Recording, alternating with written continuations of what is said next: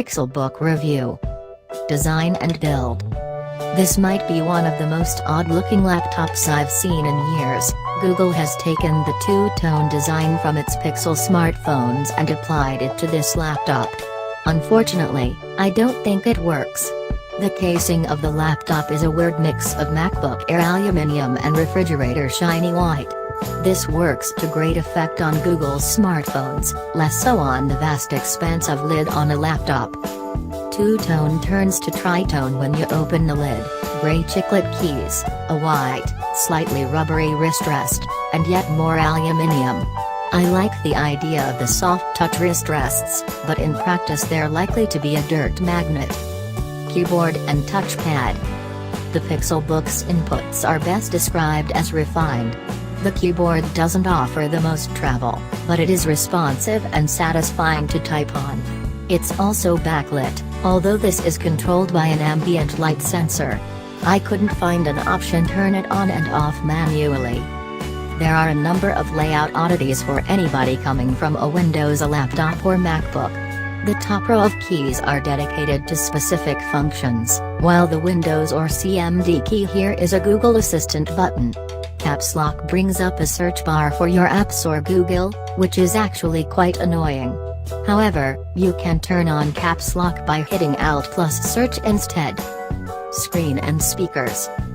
Given the Pixelbook literally has a piece of screen jargon in its name, you'd expect this pixel-packed panel to be excellent. I'd say it's pretty good in many aspects, and fairly average in others. First, the good brightness is spectacular, up at nearly 500 nits. That's near MacBook Pro levels of brightness. Contrast is also great, with deep blacks leading to huge 1498:1 contrast levels. But color coverage is a bit disappointing.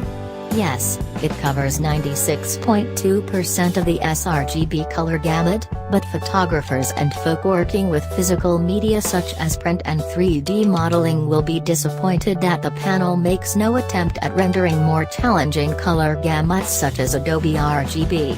For a laptop that prides itself on its creative potential, this is disappointing. But, for the money, it's also hardly a surprise. The 2400 by 1600 resolution is also a bit of a misnomer. The laptop runs at a lower resolution in order to make objects and text on screen legible. Software. Chrome OS has progressed somewhat since I last reviewed it. For starters, on some devices it now runs Android apps, and the design of the OS has changed to reflect this. It might have come of age, but it isn't yet fully mature. Chrome OS is centered around the Chrome browser. All your web pages and web apps, including Google Docs, Gmail, Pixelbook, Grammarly, LastPass and many more, will open in standard Chrome tabs. But apps such as Adobe Lightroom, Play Store apps, files and settings open in their own separate application windows. Performance. The £999 Pixelbook is powered by a dual-core Intel Core i5-7Y57 processor running at a maximum speed of 3.3 GHz. It runs completely silently. The Y in the mode name indicates an ultra-low power processor, but in spite of this I'd have bet significant cash on this being a higher-end chip. Battery life. The Pixelbook's battery life is astonishingly good.